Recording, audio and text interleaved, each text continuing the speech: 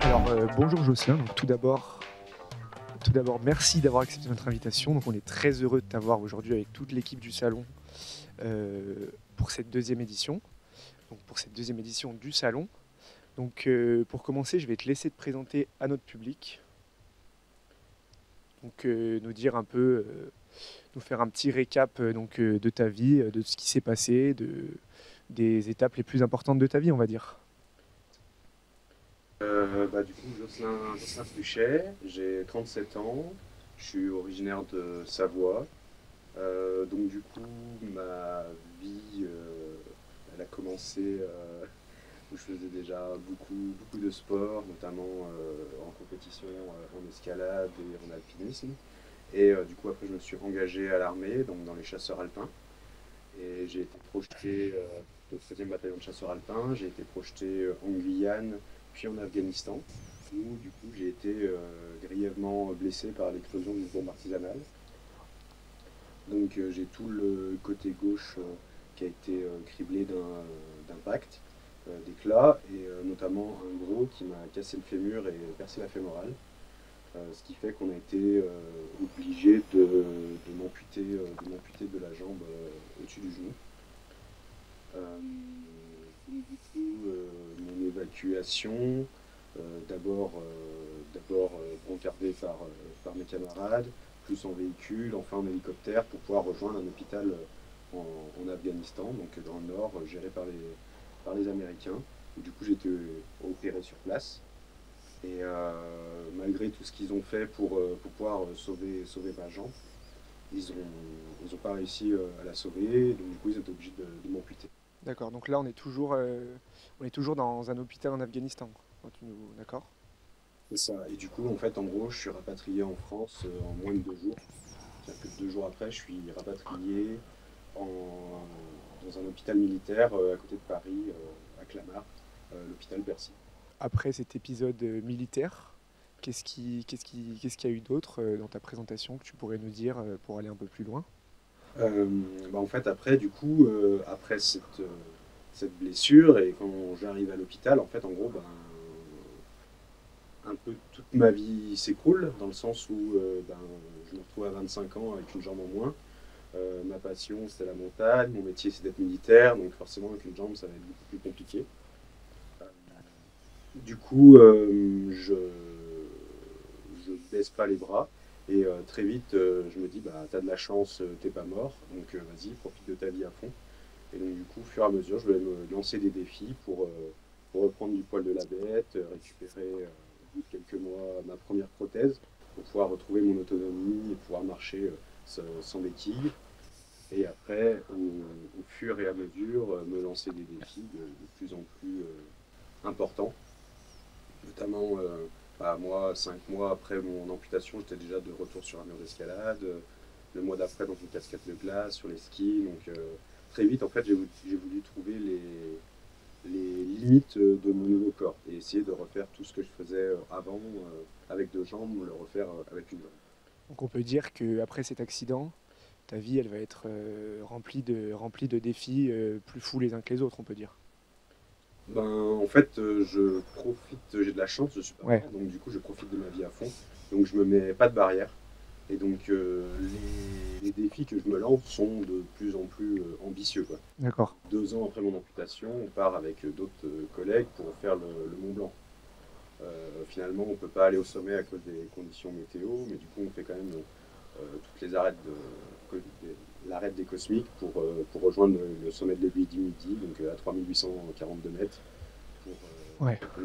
Avec une prothèse, je ne crois pas que ça avait déjà été fait avant, donc c'est déjà aussi un bel exploit, quoi. C'est des choses, on va dire, que tu n'aurais pas imaginé quand tu t'es retrouvé sur ton lit d'hôpital en Afghanistan. Est-ce que tu aurais pu imaginer peut-être grimper le Mont Blanc Est-ce que c'était dans un coin de ta tête déjà ou t'étais plutôt résigné? Alors, pas du tout, parce qu'en fait, moi, quand je me suis très vite, en fait, presque le premier soir ou le lendemain où je suis sorti du coma, je discutais avec les infirmiers, je leur ai sorti le fait que, bon, bah, c'est pas grave, au moins maintenant j'irai aux Jeux paralympiques. Donc, Ça a été ta première pensée. ouais, ça a été dans les premières pensées. D'accord. Donc voilà, certes, il y a des choses que je ne ferai plus, mais ça m'ouvre plein de nouvelles opportunités et choses que je pourrais faire et que je n'aurais pas fait. J'ai vraiment deux vies en fait. Ouais, Ma vie d'avant où je faisais des choses que je referais plus ou de façon différente maintenant. Et puis ben, ma vie d'après ma blessure où je fais énormément de choses que j'aurais jamais pu faire dans ma vie d'avant, quoi. d'accord. Donc, lors de cette interview, donc, on va naviguer entre trois thèmes. Donc, le premier thème, ça va être ton expérience donc, au sein de l'armée française et donc, comme tu l'as dit, des chasseurs alpins. Le deuxième thème, on va plus parler du coup, de ton accident. Et est-ce que ça a pu impacter, je l'imagine, ton quotidien, comme tu l'as déjà dit. Et ensuite, on va finir donc sur le handisport, donc sur le volley assis, donc le sport que tu pratiques. Et tu es donc, pour les gens qui ne le savent pas, capitaine de l'équipe de France de volley assis. Donc, on va maintenant rentrer dans le vif du sujet. Tu as servi dans l'armée française, donc en tant que sous-officier, donc chez les chasseurs alpins. Donc moi, la question qui me vient en tête, c'est pourquoi t'être engagé et pourquoi chez les chasseurs alpins? Pourquoi m'être engagé ben, en fait, c'est quelque chose que j'ai toujours voulu faire depuis que je suis tout petit.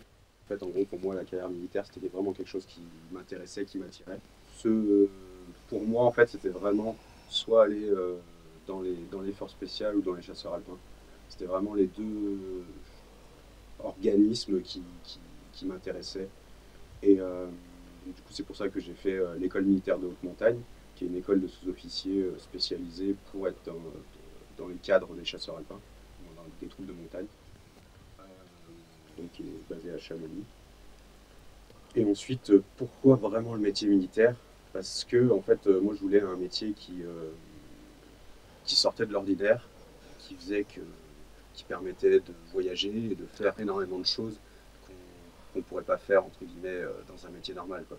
Mm. C'est-à-dire que voler en territoire hostile, Ouais. porte ouverte d'un hélicoptère, faire des choses comme ça, aller en Afghanistan, je veux dire, avant qu'il y ait du tourisme en Afghanistan, c'est quelque chose que Ouais, ouais. encore dans lequel Ouais, ouais, on n'y est pas, on n'y est pas, on n'y est pas, c'est sûr. Donc c'était un peu un rêve de gosse. ah complètement, c'était C'était complètement un rêve de un gosse. rêve assumé, c'est-à-dire que dans le sens, je savais très bien dans quoi je mettais les pieds, notamment quand je partais en Afghanistan, je savais très bien en gros, on partait à la guerre et que j'allais réellement faire le boulot de soldat et de chef de groupe. Du coup, en étant sergent, j'étais chef de groupe de combat, donc je gérais 8 personnes sous mon commandement et de gérer des hommes sous le feu parce qu'on savait très bien que voilà, on allait se faire tirer dessus et il allait falloir répliquer. Ouais, donc quand tu pars, tu connais le risque. Tu sais ce qui peut se passer. Complètement. En fait, quand on est parti, on avait déjà les retours d'expérience du 27e BCA qui était, quand nous on se préparait, qui était déjà sur place. Donc on suivait, entre guillemets, ce qui se passait réellement sur le terrain, comment la situation évoluait, et on s'entraînait aussi en fonction.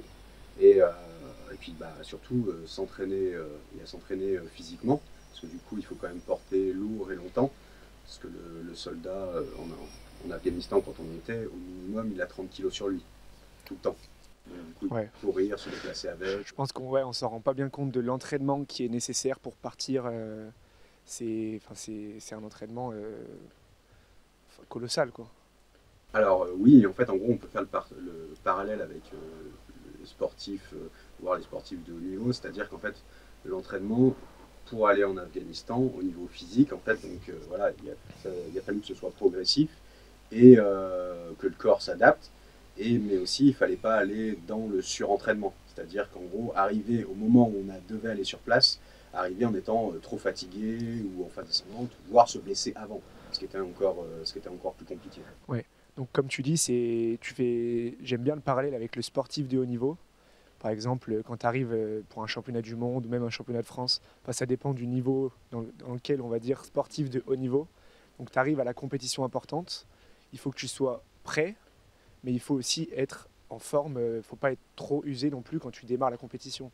C'est ça qui est, je pense, compliqué à définir, quoi.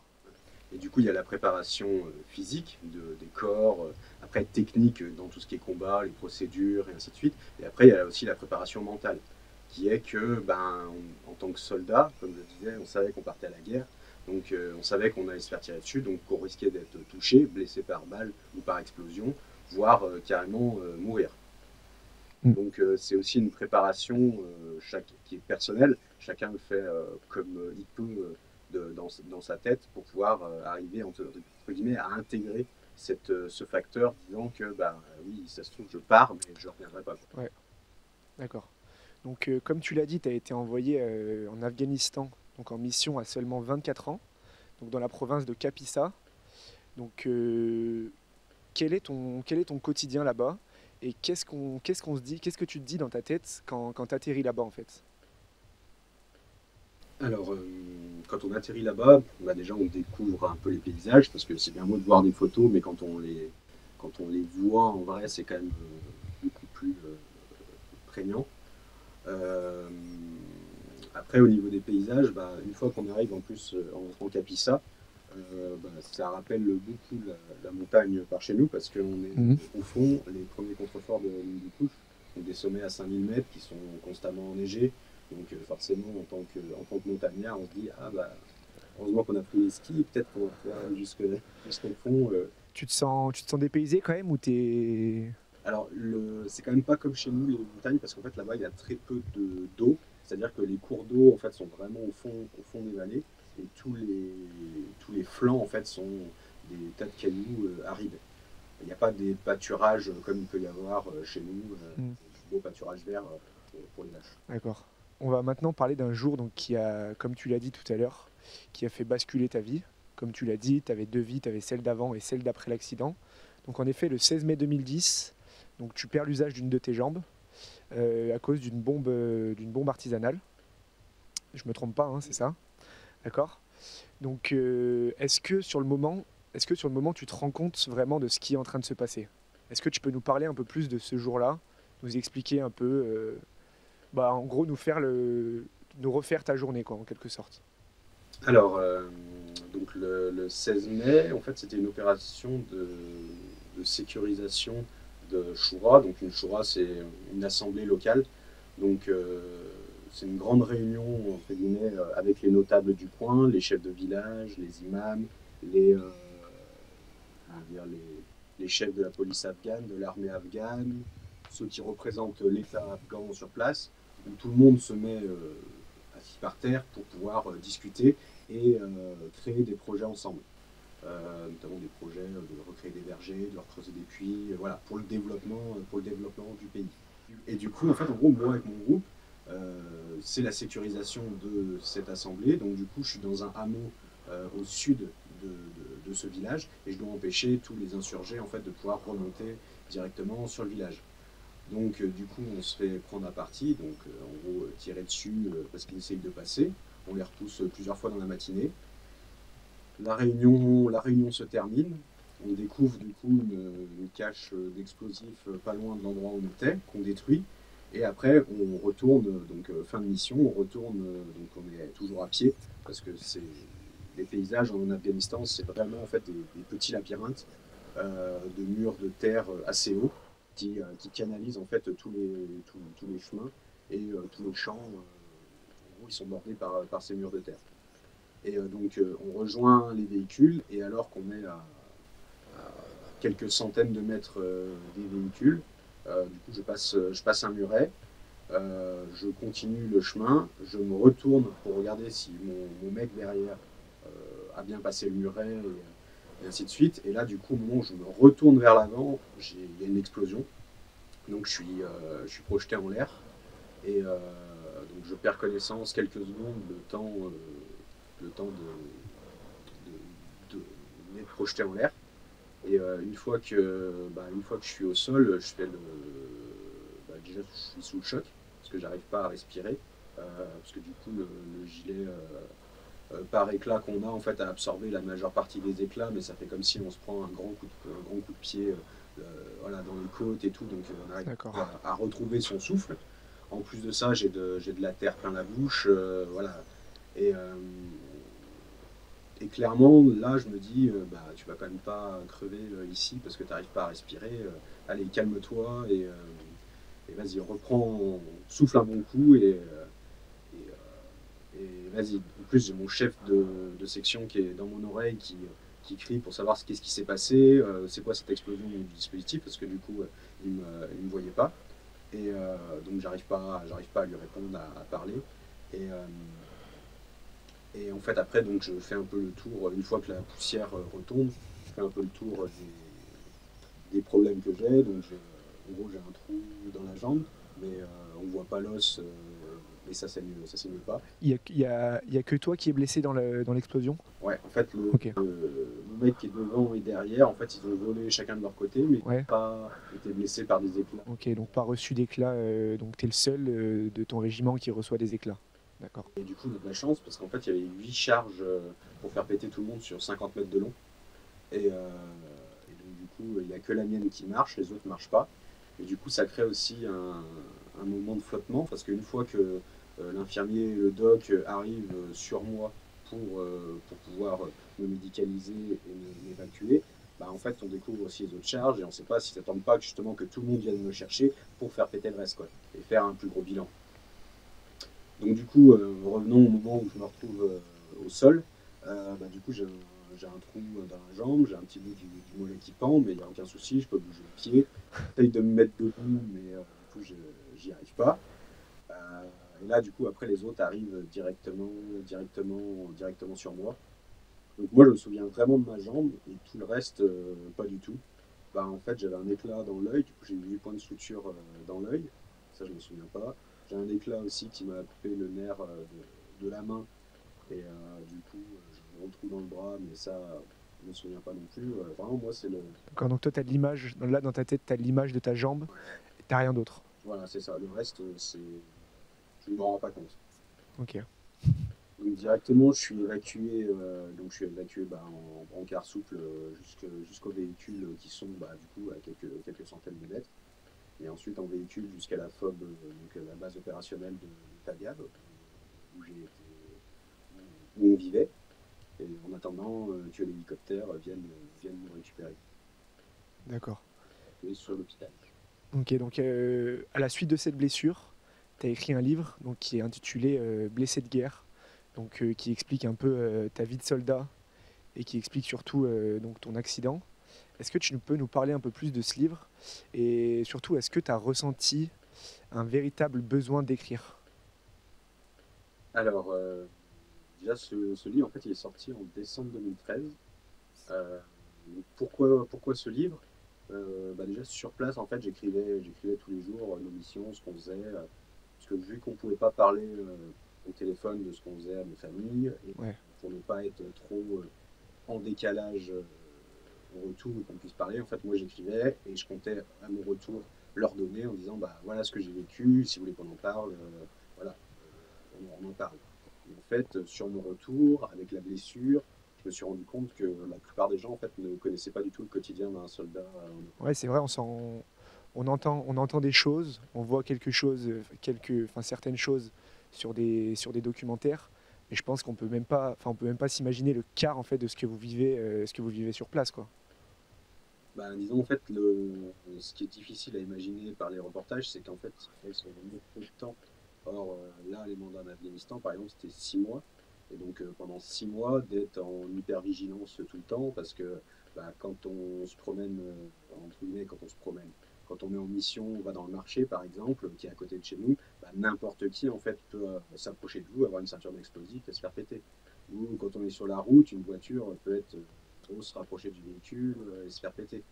Euh, et n'importe qui, en fait, peut être un paysan à l'instant T, Ouais. peut être un insurgé 5 minutes après. Il suffit juste qu'il ait pris une arme qu'il avait laissée sur le côté. Donc, en gros, c'est vraiment de l'hypervigilance tout le temps et un climat, entre guillemets, qui est pesant sur les nerfs parce que bah, en gros, pendant 6 mois, on est à fleur de peau, quoi.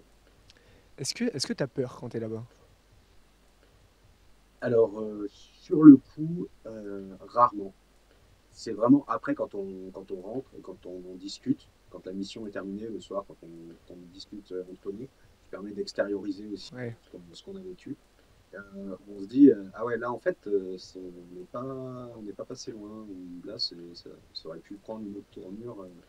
On a eu un peu de chance. Voilà. Ouais, sur le moment, en fait, tu te rends pas compte des risques que tu prends, mais après, Si on se rend compte des risques, d'accord. mais pas le temps d'avoir peur. Ouais, C'est-à-dire qu'en fait, en gros, si on a le temps de penser pour avoir peur, entre guillemets, bah, c'est du temps qu'on ne peut pas penser pour notre situation ouais. actuelle. C'est-à-dire bah, comment va évoluer l'ennemi, qu'est-ce qu'il va faire. Si j'étais à la place de l'ennemi pour venir me taper, qu'est-ce que je ferais, et ainsi de suite. Parce que la réflexion, elle est permanente. Dès qu'on avance dans un village, ok, parce que si j'étais un insurgé, ok, je pourrais me mettre là, parce que je peux faire, je suis en enfilade, je peux faire une embuscade, voilà, où je pourrais piéger tel endroit. Voilà, c'est nous, cette réflexion, dès qu'on avance au fur et à mesure de la mission, en fait, on l'a en permanence. Et s'il se passe quelque chose, qu'est-ce que je fais? Pour pas, par exemple, voilà, si là j'ai une embuscade, j'ai un blessé, qu'est-ce que je fais? Où est-ce que je mets ma zone de sûreté pour pouvoir le médicaliser? Voilà, toutes ces choses, en fait, on les a en permanence dans la tête pour anticiper. Et bah, au moment où ça se passe, et qu'on n'a plus le temps de réfléchir, en fait, savoir déjà ce qu'on va faire. Tu ressens l'importance d'en parler après avec tes coéquipiers quand vous rentrez de mission. Est-ce que c'est important pour toi?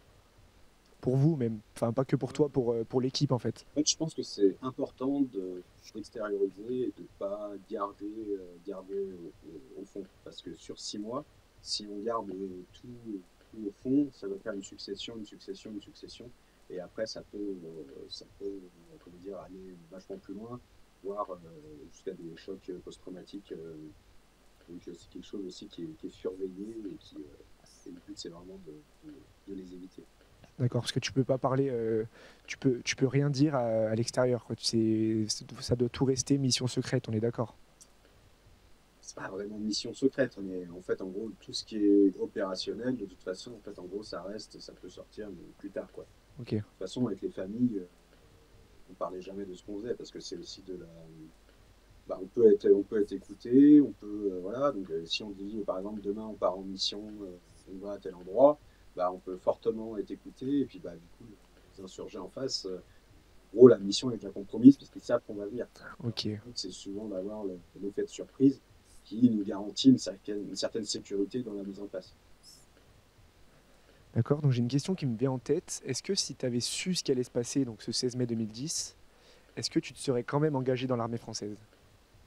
Alors, oui, sérieusement, moi, s'il fallait le refaire et si je pouvais repartir, je le ferais bien volontiers. C'est vraiment.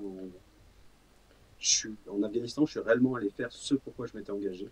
Donc, gérer les hommes au feu, aller connaître le combat et voilà, et porter en fait les valeurs, les choses qui étaient au fond de moi, quoi. Il n'y a pas de sentiment de... Enfin, tu ressens pas de sentiment de regret?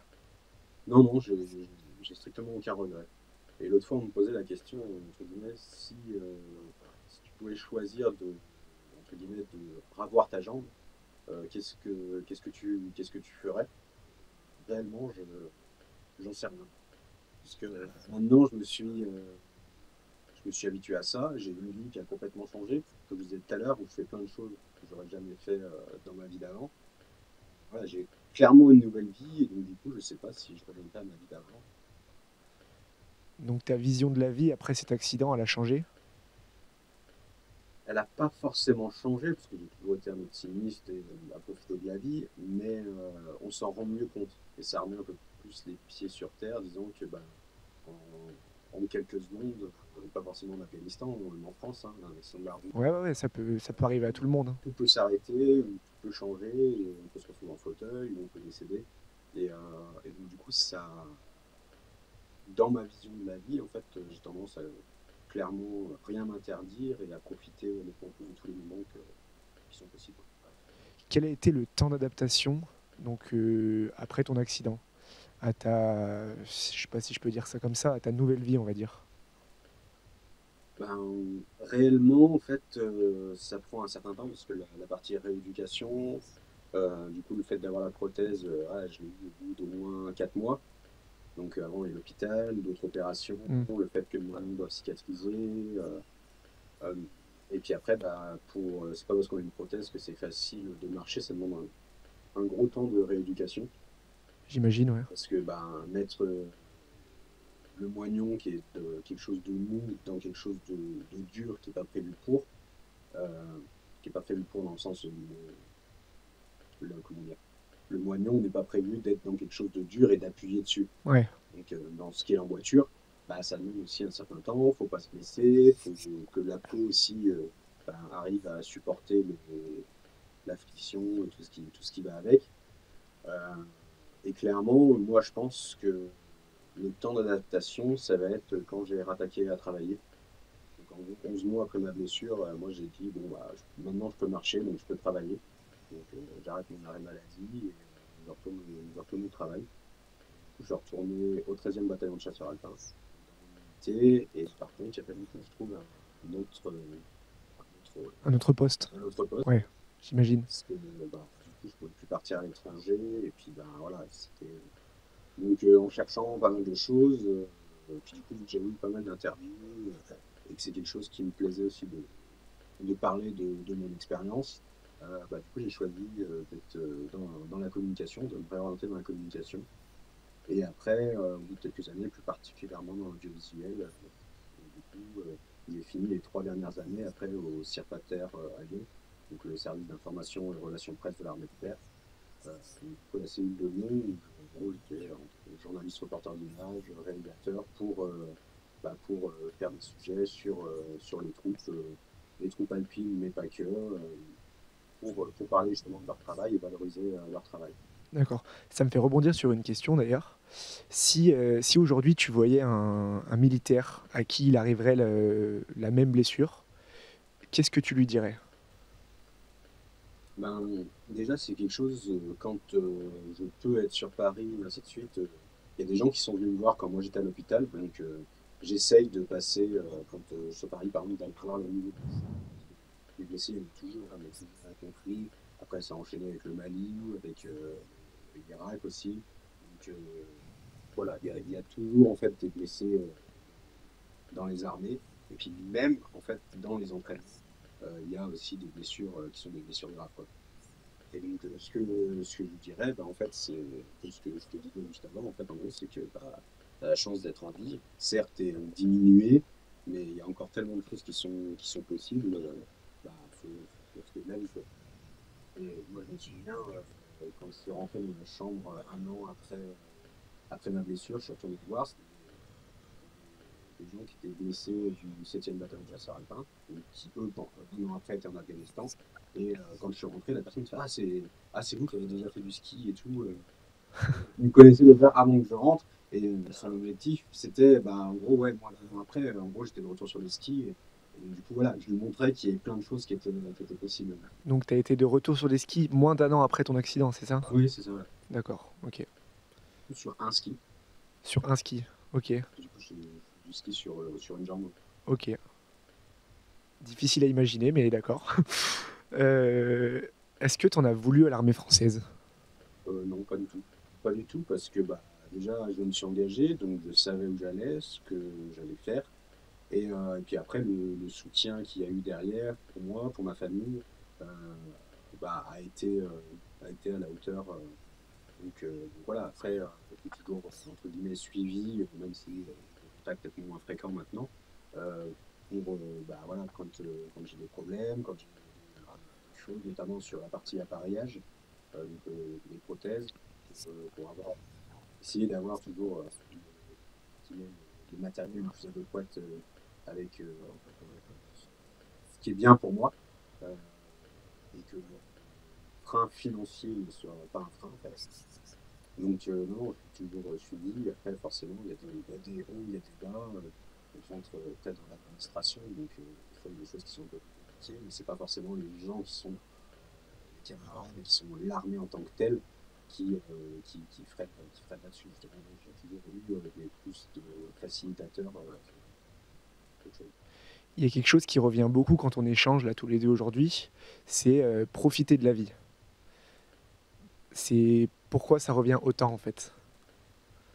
Ah, parce que c'est un peu mon leitmotiv, c'est-à-dire par rapport à, comme je t'expliquais, en fait, moi j'ai la chance d'être en vie, donc du coup je profite et surtout je ne me mets pas de barrière. C'est-à-dire que pour moi, rien n'est impossible. Par exemple, le livre, de dire après, bah, en partant d'un truc comme ça, ah bah oui, bah, je vais sortir un livre. Après, il y a des maisons d'édition qui étaient intéressées, mais ils ne voulaient pas faire comme moi je voulais. Donc je dis, bah, c'est pas grave. En gros, je monte une société, je deviens éditeur et je crée mon livre, quoi. En fait, tu te mets aucun frein, quoi. Voilà, c'est ça. Après, bah voilà, 2019, en gros, je réalise un film historique qui s'appelle Deux semaines de juin. C'est pareil, quoi. C'est un film de cinéma, un court métrage. Mais voilà, si on commençait à réfléchir en se disant, ah, bah oui, mais ça va être compliqué, ça va être compliqué, bah oui, tout est compliqué en fait dans la vie. Donc, bah, voilà, oublie ce côté-là et trouve des solutions à tout ce qui est compliqué. Ok. Est-ce que tu peux nous parler un peu de ce film d'ailleurs? Alors, Deux semaines de juin, ça se passe en juin 40, euh, sur la frontière des Alpes, et c'est les combats entre la France et l'Italie. Donc, l'Italie Mussolini qui Hmm. attaque la France à partir du 10 juin 1940. Et donc, du coup, c'est des combats qui sont complètement oubliés. Parce que quand on parle de juin 40, on parle que de la débâcle en France, sur le reste de la France. Et le front sur la partie italienne est complètement oublié, alors que c'est une victoire française. Les Italiens ont réussi à avoir que des tout petits gains territoriaux, et en gros, c'est juste ce qu'on ne pouvait pas défendre.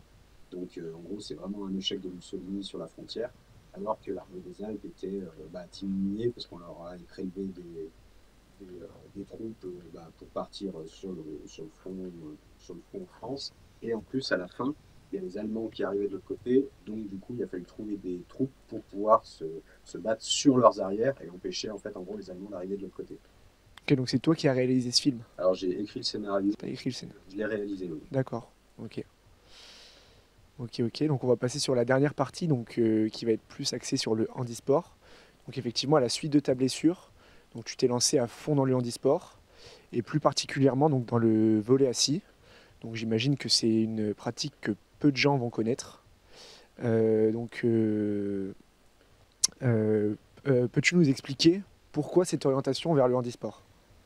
Alors, du coup, en étant militaire, et puis comme je le disais avant, en fait, toute ma vie, j'ai toujours fait du sport, j'ai toujours fait de la montagne, et donc c'est pas parce que j'étais handicapé que j'allais arrêter. Et bien au contraire. Et donc, du coup, ça a été une des façons aussi de me reconstruire. Parce que dans les défis, ça a très vite, au début, été des défis sportifs. Et,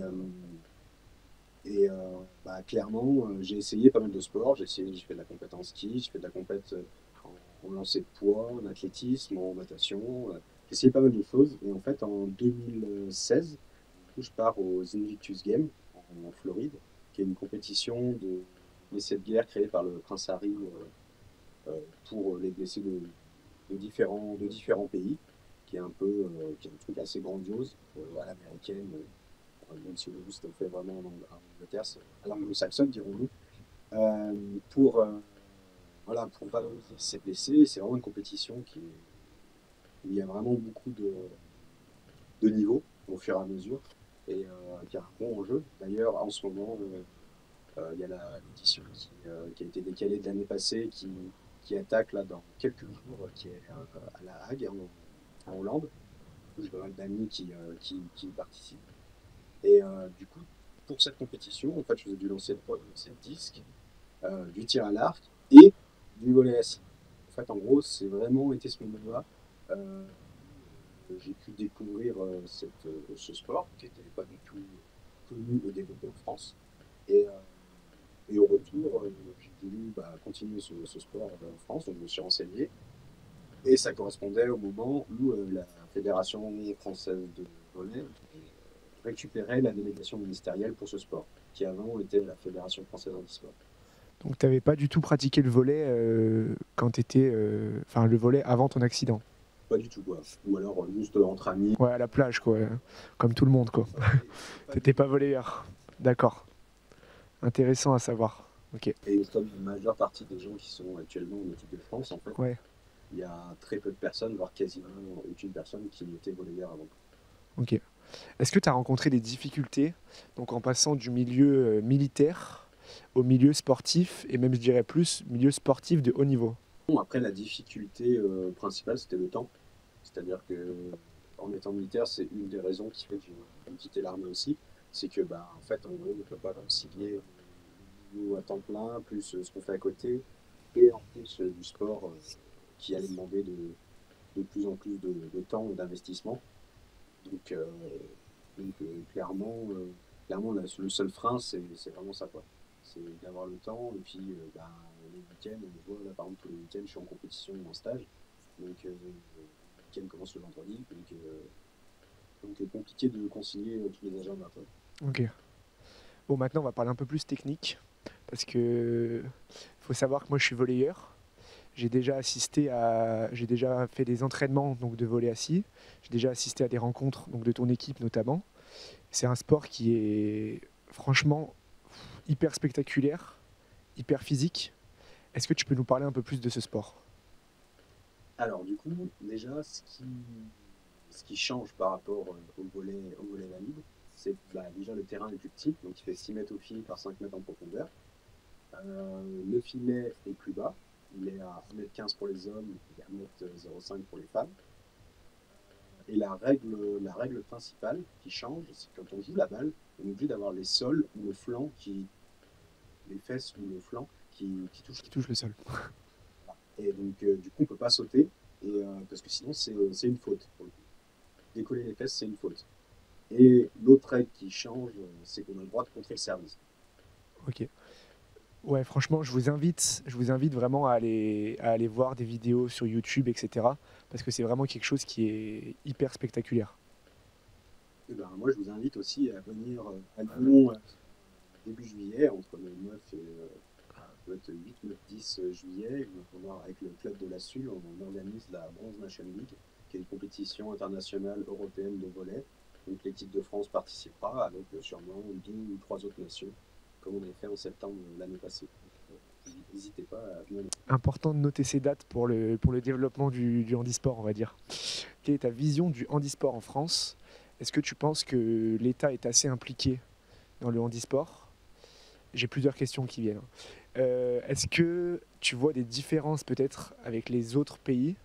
Donc il faut savoir que par exemple, on a terminé au dernier jeu d'été, donc aux derniers Jeux olympiques d'été paralympiques, donc 14e au classement des médailles et 4e sur les Jeux paralympiques d'hiver.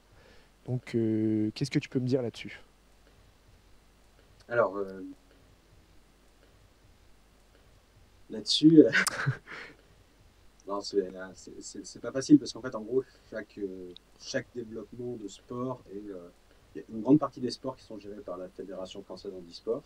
Et après, au fur et à mesure, les fédés, par exemple, comme nous, la Fédération française de volley, récupèrent en fait leur délégation de sport et c'est eux qui s'occupent de leur développement. Donc ça, c'est un changement qui a lieu ces dernières années, une dizaine d'années. Et après, forcément, je pense que le handisport est un peu comme le sport féminin il y a quelques années ou dizaines d'années. C'est-à-dire que forcément, il y a moins de visibilité, donc du coup, il y a moins de sous. Donc s'il y a moins de sous, il y a moins d'entraînement et de performances possibles. Parce que mine de rien, l'argent, c'est toujours le nerf de la guerre. Hein. Ouais. Plus on a d'argent, plus on peut s'entraîner et dans de meilleures conditions et plus souvent. Donc voilà, toutes ces choses font que après, il y a quand même des choses qui évoluent. Je veux dire, en France, on a quand même justement les fédérations qui s'occupent du développement de leur sport ou la Fédération française du sport de différents sports. Et c'est quelque chose qui évolue. Et c'est comme tout. Il faut dire que le handisport est quand même encore un peu neuf Ouais. par rapport à tous les autres sports et surtout à la visibilité. Parce qu'avant, c'était quelque chose qui était fait un peu en catimini. Les Jeux paralympiques, c'était très peu suivi. Il n'y avait pas de télévision ou très peu de télévision dessus. Et en gros, réellement, c'est à partir de Londres en 2012 où il a commencé à avoir réellement les télévisions qui s'intéressent de plus en plus. Donc du coup, s'il y a de la télé, il peut y avoir des sponsoring, il peut y avoir... puis, il y a plus de gens aussi qui voient le sport, qui connaissent ce sport-là, et qui du coup disent, moi ça peut m'intéresser, ou je connais une personne qui est en situation de handicap, ça pourrait peut-être intéresser. Donc il y a plus de gens qui essayent, donc il y a un plus gros vivier, donc il y a de plus en plus d'athlètes, donc de plus en plus de meilleurs athlètes qui Et donc de la performance. pardon. Ok. Donc là, on parle des Jeux paralympiques. Les Jeux paralympiques de Paris 2024. Est-ce que c'est dans un coin de ta tête? Complètement. Parce que le projet du volet assis est clairement de participer aux Jeux de Paris 2024. étant donné que c'est chez nous. Clairement, on travaille entre guillemets pour ça. Et l'équipe de France est en phase ascendante, on progresse de plus en plus. Et les années Covid ont fait qu'on a pu avoir nettement moins de compétitions, donc du coup d'expériences internationales et, et matchs surtout. Et du coup là, vu que ça, entre guillemets, ça arrive, Ouais. on est en train de prendre nettement plus d'expérience. Par exemple, on est allé au championnat d'Europe en octobre en Turquie. Et puis là, cette année, on a la BNL, puis on va faire plusieurs autres tournois. Et voilà, sur la fin de l'année, peut-être d'autres compétitions majeures. Au niveau des résultats, pour l'instant, on en est où niveau de la progression de l'équipe, sur le ranking européen, mondial, je sais pas. Alors, en fait, vu qu'on a réellement attaqué les compétitions en fin 2018, c'était la première fois où on pouvait marquer des points depuis. Il faut savoir, c'est que c'est aux Jeux paralympiques depuis 1980. Ok. Donc, la plupart des grosses nations, en fait, en gros, sont dans ce sport depuis très longtemps, donc marquent des points depuis très longtemps. Euh, Forcément, on est débutants, entre guillemets, et donc du coup, avant de pouvoir gravir les marches du ranking, il faut faire pas mal de compétitions et gagner des matchs. Et voilà, tout, Mm. et là, je pense que réellement, on est sur une dynamique où on prend de plus en plus d'expérience et ça va retenir. Quelles sont les grosses nations du volley assis? Alors, au niveau mondial, il y a le Brésil, il y a la Russie, la Bosnie-Herzégovine, Ok. l'Iran, joueur qui fait 2,46 m. 2,46 m. Ah oui, d'accord. Ouais, au filet, effectivement, ça doit pas être facile à passer, j'imagine. C'est ça. Surtout qu'en plus, au volet assis, la détente ne peut pas compenser. Oui. C'est vraiment que la longueur des bras et du buste qui fait qu'on est grand ou pas. On peut être très long en jambes et très court et plus court en haut. Et voilà, au bloc, c'est la hauteur des blocs, c'est la morphologie. Vous avez des grands joueurs, vous, dans votre équipe? Alors non, en équipe de France, on n'est pas très. Ah, c'est comme en volley debout, hein, l'équipe de France en général, on est au niveau des moyennes de taille, on n'est pas les plus grands, hein, mais on s'en sort bien, on va dire. Oui, après, on trouve d'autres parades pour compenser ça. D'accord, d'accord. Est-ce que d'ailleurs vous avez des relations avec l'équipe de France de volley, donc qui a été récente championne olympique? Alors, on les avait rencontrés il y a, je dirais, c'est juste avant le Covid, pendant nous, on avait un stage sur l'île pendant qu'ils y étaient pour une compétition. Et du coup, on avait fait un petit échange, on avait joué un moment ensemble. Mais après, voilà, chacun est quand même un petit peu chacun de son côté, sur ses programmes, sur comment dire, sur ses objectifs. Et bon, après, on est toujours ouvert. Si on arrive à faire quelque chose, ce serait sympathique. D'accord. Est-ce que tu peux nous parler un peu des prochaines échéances, donc des stages, des compétitions, des qualifications pour je ne sais quelle compétition? Alors, là, du coup, on est sur la fin de la saison niveau français. Donc, niveau français, donc moi, je joue avec le club de la Soule à Lyon. Euh, donc, il y a un challenge 4-4 qui était en 10 étapes, avec une phase qualificative pour les 8 équipes qui seront en finale. Donc là, actuellement, donc après la huitième étape, l'équipe 1, qui fait partie, est première de France. D'accord. Notre équipe 2 est septième. Donc, on espère que justement les places pour être dans les 8 sont très serrées. Donc, on espère qu'à l'issue des 2 dernières journées, en gros, on pourra avoir les équipes dans les 8 de la finale, qui aura le dernier week-end de juin, Sarre. Et ensuite, attaque, du coup, à partir de ce week-end, euh, 2 tournois qui sont 6-6, qui sont plus intéressants parce qu'à l'international, on joue aussi. Ouais. Là, ce week-end, on va à Villeneuve d'Ascq, dans le Nord. Et ensuite, il y a le premier week-end de juin, qui est la Coupe de France, qui sera à Orléans. Ok, donc beaucoup de déplacements. C'est ça. Et surtout, après, avec le club de Lyon, on va être le premier club français à aller jouer l'Euroleague, qui est une compétition de clubs européens. Du coup, le deuxième week-end de juin, on part en Pologne justement pour aller se mesurer à d'autres clubs européens. Ok, donc je réitère, beaucoup de déplacements. La fin de saison est très chargée et ensuite après attaque la partie vraiment internationale où du coup la Bronze Nation League qui sera le deuxième week-end de juillet à Lyon.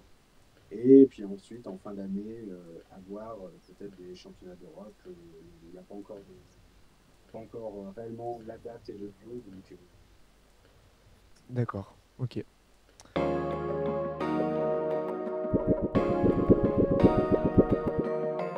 Donc on va maintenant passer sur un temps d'échange. Donc je vais te lire des questions qui m'ont été envoyées et tu vas y répondre. Voilà. Trouves-tu que le traitement médiatique du front correspond à la réalité? Sinon, pourquoi donner cette image de la guerre? alors on parle de l'Afghanistan ou de l'Ukraine. On parle de l'Afghanistan. Euh, Bah en fait, moi, ce que je me suis rendu compte sur place, c'est que le problème, c'est que quand on a une équipe de journalistes qui vient avec nous, ben, suivant les missions, déjà, il faut s'occuper de leur sécurité aussi, parce que voilà, c'est quand même des missions qui sont dangereuses. C'est des gens qui sont pas forcément, même s'ils ont des formations pour être suivre reporter de guerre et ainsi de suite, l'œil dans sa caméra fait nettement moins attention à ce qui se passe autour. Et surtout, en fait, pour être accepté par les gens avec lesquels on travaille, pour se faire confiance, ça demande du temps. Or, souvent, les équipes de journalistes viennent pour des reportages de quelques jours. Ça fait le temps de commencer à les connaître qu'en fait, ils repartent. Donc voilà, pour arriver réellement à se livrer et à faire confiance, ça demande un certain temps. Ensuite, au niveau journalistique aussi, il y a beaucoup de journalistes qui ont vraiment déjà un propos, quelque chose qui est des a priori et qui restent sur ces a priori quand ils font leur reportage. D'accord. Donc, voilà, ça peut des fois créer quelques conflits entre ce qui se passe réellement et ce qu'on en montre. Parce que du coup, rien que de sélectionner des images, c'est déjà, entre guillemets, de créer une vision de la chose. C'est normal, qui est le boulot du journaliste. Mais après, ça peut dépendre du propos qu'on veut. D'accord. J'ai une autre question qui me vient. Donc, tu as rencontré le président Emmanuel Macron. Est-ce que tu peux un peu nous raconter cette rencontre? Alors, du coup, pendant une journée, j'ai été co-président de la France. Intéressant. C'est peu de gens peuvent le dire. Bravo à toi. Euh, En fait, en gros, c'était pendant le Duo Day, donc une journée où le but, c'est d'avoir des couples qui se forment entre une personne en situation de handicap et une personne, mais ça peut être une personnalité, ou ça peut être dans n'importe quelle entreprise, en gros, de décider pour casser les a priori sur le handicap et surtout sur l'employabilité derrière. C'est-à-dire que pour beaucoup de gens, le handicap, c'est un mot qui fait peur. Effectivement, ouais. Et on voit la personne en fauteuil, ou on voit la personne qui va peut-être avoir un retard mental. Or, une majorité des handicapés, bon, c'est pas ça. Et la plupart des handicapés, ils regardent ne se voient pas. Mais par exemple, quand on me voit dans la rue, certes, j'ai une petite poterie, mais souvent on me dit: ah bah, vous êtes fait mal à la cheville, au genou, et on n'imagine pas que j'ai une jambe en moins. Donc, cette journée, c'était vraiment l'objectif, c'est ça, c'est pour casser ces a priori. Ouais, je pense que c'est un message qui est de nos jours important à faire passer parce que, comme tu dis, la plupart des handicapés, en fait, comme tu dis, il y en a certains où ça se voit même pas, en fait. Mhm. Complètement. Et donc, du coup, j'ai eu la chance d'être binômé avec le président de la République du coup, pendant une journée, D'accord. à le suivre et à faire tout ce qu'il faisait. C'était quand même un peu extraordinaire, quoi. Ouais, j'imagine bien. D'accord. On va reparler un peu de ton film. Donc, quel est le message que tu souhaites faire passer à travers ce film? Alors, clairement, pourquoi j'ai fait ce film, c'était vraiment une façon de rendre hommage aux soldats de 1940, qui sont nos grands-pères ou nos arrière-grands-pères, dans l'histoire générale, sont un peu, entre guillemets, on dit, bah ouais, ils ne se sont pas battus. En gros, ils se sont pas battus et c'est à cause d'eux qu'on a perdu la guerre. Dans l'imaginaire général, c'est un peu ça. Et notamment dans le cinéma, voilà, les films qui parlent de ça, c'est la 7e compagnie. Ouais. Donc, c'est pas non plus la super image.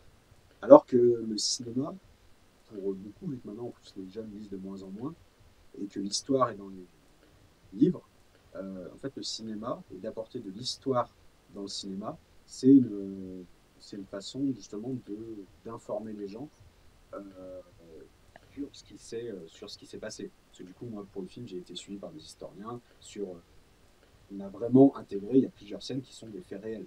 Certes, elles ont été fictionnées, mais c'est comment ça aurait pu se passer réellement avec ce qu'on a. Il y a des personnages qui sont réels, qui ont réellement existé, et puis après, il y en a d'autres où on prend plus de largesse pour pouvoir leur faire dire d'autres choses. Et surtout, en fait, dans ce film, ça permet de se questionner. Certes, c'est en 40, mais c'est des questions qu'on a encore actuellement. Moi, si j'étais à leur place, qu'est-ce que je ferais? En gros, quel est mon engagement envers mon pays, envers ma famille, envers voilà. Pourquoi, si je devais me battre, pourquoi je me battrais? Ok, très bien. Donc on va clore cette interview là-dessus. Je te laisse rappeler les dates et le lieu de la compétition qui aura lieu à Lyon parce que je pense que c'est important de faire passer le message parce que je sais très bien qu'on aime bien jouer devant du public. Alors, tout à fait, surtout après 2 ans. Ouais, surtout après 2 ans de Covid, effectivement. Alors, du coup, la Bronze Nation League, euh, ce sera sur le gymnase Alispia, dans le 7e. Et ce sera le 8, 9, 10 de mémoire. Bon, c'est le vendredi, samedi, dimanche, deuxième week-end de juillet. Et du coup, ce sera l'entrée gratuite. Donc, n'hésitez pas à venir découvrir le volet S ce que c'est, voir, et puis à venir nous encourager aussi. Yes, venez nombreux, super. Et ben je te remercie pour cette interview qui était hyper intéressante. Donc merci à toi d'être venu.